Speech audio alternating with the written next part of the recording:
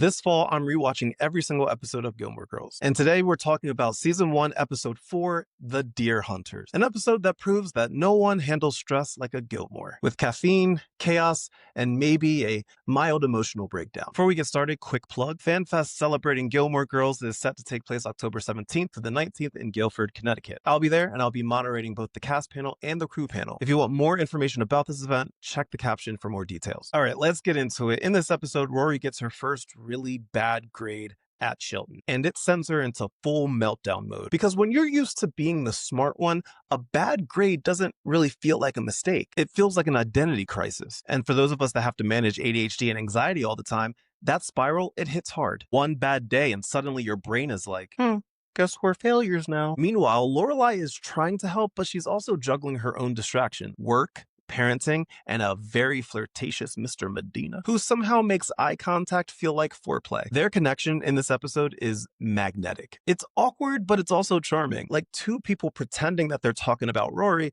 when everyone knows that they're thinking about each other. But back to Rory, who's cramming Shakespeare like her life depends on it. And then comes the moment that every Gilmore Girls fan remembers. Rory doesn't hit a deer. No. A deer hits her. There is a literal deer that hits her car, and what does she do? She calls Lane. And the conversation that takes place between Rory and Lane in this scene is just a cinematic masterpiece. Because in true Gilmore fashion, the universe doesn't wait for you to catch your breath.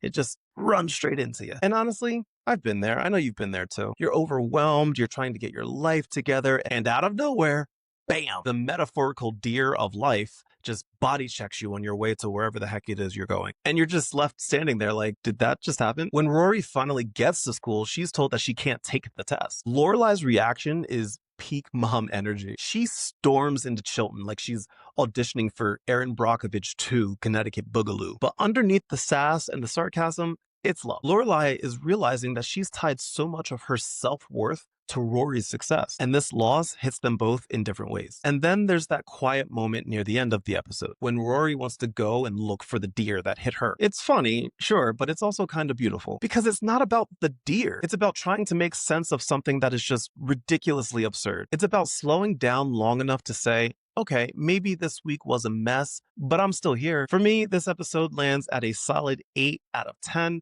It's smart, it's heartfelt, and it perfectly captures what makes Gilmore Girls so timeless. Finding humor in disaster, comfort in chaos, and meaning in moments that make absolutely no sense.